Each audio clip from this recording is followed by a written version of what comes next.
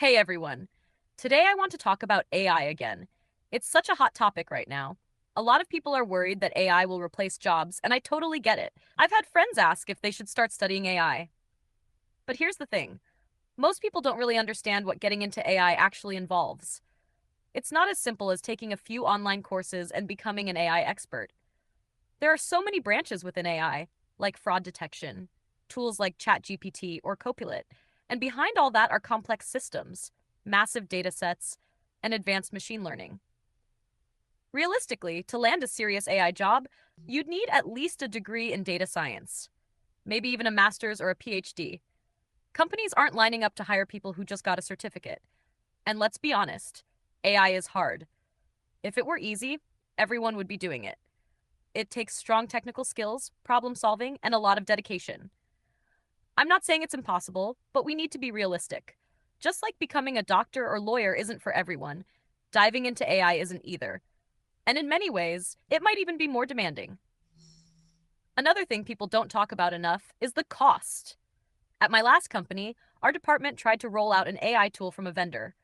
The price? Around $20,000 a year, just for one tool. When a company is cutting costs and downsizing, investing that kind of money in AI just doesn't make sense, no matter how promising it sounds. Sure, AI could help streamline work, especially if 30 to 40% of your analysts are gone, and leadership still needs reports. That's what we were aiming for. But in the end, the project was shelved, and most of the people working on it were laid off. So again, AI makes sense for companies like Amazon, Google, or Meta. But for the average company, it's probably not happening anytime soon. Think of it like iPhones. Not everyone runs out to buy the iPhone 16. I'm still using a 12 Pro, and it works just fine. The latest AI tools? Same idea. Only the biggest players with massive budgets are adopting them early. Now, here's another layer to this. With all the layoffs in big tech, the job market is flooded with talent from Amazon, Google, and Tesla. These people are now competing for the same jobs at hospitals, banks, and other places where folks like me apply.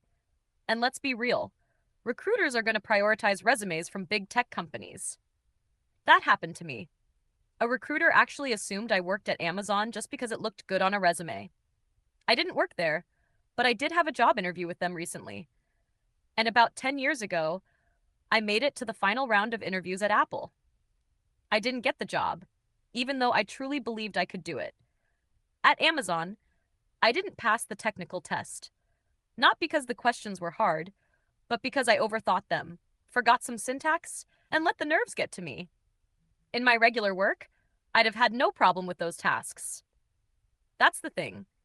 Interviews don't always reflect how you actually perform on the job. In my 20 plus years of experience, I've seen brilliant people who aren't team players, and others without fancy degrees who work hard, help others, and get things done. And honestly, that kind of work ethic is just as important as technical know how.